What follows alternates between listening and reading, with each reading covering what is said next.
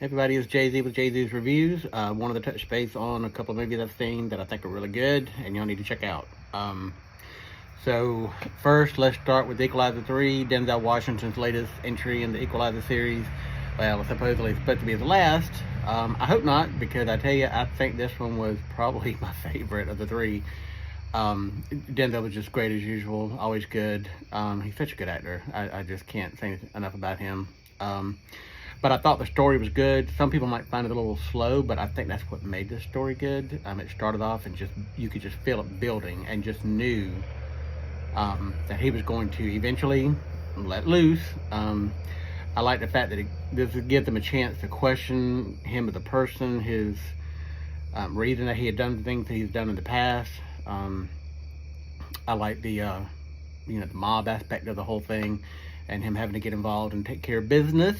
But anyway, Equalizer 3, definitely a great action film, revenge film, what do you want to call it? Definitely one that I say is a great one to watch. Another one is a film that I had a chance to preview last year, but it was still in the works, so one of those things where you couldn't disclose anything. But A Million Miles Away with Michael Pena. I hope I'm pronouncing his name right. Great actor.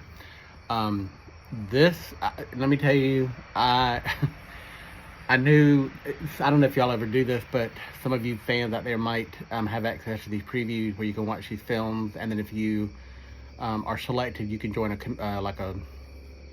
discussion group afterwards to talk about it. And they're watching you as you're watching this film because it's streamed. You have to be on video, and they watch you. And I knew, well, I was actually embarrassed because I cried quite a little bit during A Million Miles Away, because it was just such a great, positive, inspirational film. It has some really touching moments, and I'm soft-hearted. I'm first to say I will cry at even a sad commercial. But anyway, it's a good family film. I think it's something that everybody should watch. It is just an inspiration. It's about a immigrant. Michael Pena is, I hope I'm saying that right, but anyway, he and his parents, they're immigrant workers working on farms, but they're moving from place to place, so the kids never really have a chance to get settled and to stay in a school. So one of the teachers at one of the last schools that Michael Pena's character's at, and I want to say, I think this is based on Jose Hernandez. I hope I got that right. Discovers that he's really, really a very smart kid, and so she talks to the parents and convinces them that they need to settle down, stay somewhere, and even though they may not be able to find always steady work, it would benefit the children, and they do that. And thankfully they did, because Michael Pena's character ends up just intelligent, and the kid is smart. He ends up going to college, and he has a dream of going to NASA, and he keeps that dream to himself for a while. Finally meets a girl he loves, and I think she thought he was kidding, because who's ever heard of at that time, a Hispanic going up into space. But anyway, he does it, and he applies and applies and applies, and he does keep getting turned down, but he just perseveres and finally makes it in. So I don't want to give away too much after that, but just an amazing story. So definitely watch it. And last but not least is the latest entry in and I'm going to butcher this too, the Hercule Poirot series. Kenneth Branagh's version, which I know some people just don't love it.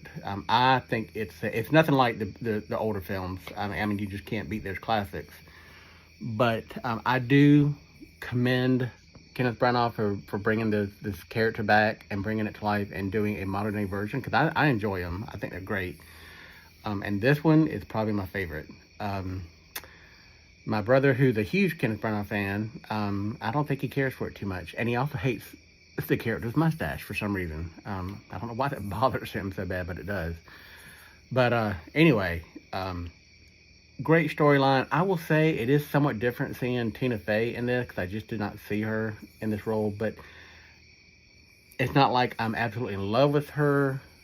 I like the character. I'm not sure that I'm in love with her being in that role, but she doesn't detract from it either. So I'm really, it doesn't hurt or it's not a plus or pro or con. I mean, I'm just okay with her.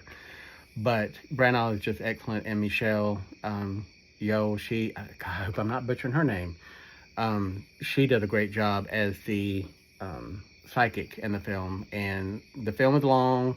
It does have some slow moments, I'll admit, but that seance sequence is absolutely amazing. Probably the best part of the film, and I just wish that Michelle's character could have been in the film longer. I don't want to say anything about what happened, but she definitely is amazing in it. So, and Brenna is as well. So anyway, and I do see with the way they ended it, hopefully we'll be able to see some more out of this character, because I just think it, like I said, it's great. But anyway, those are the 3 films I saw this week. Loved them. If you have any comments or feedback, feel free to drop me a line. And if you like what you're seeing as I produce these, as I make these films, or recordings, what do you want to call them, like and subscribe. I appreciate it. Y'all have a good one. Till next time at the movies. Thanks.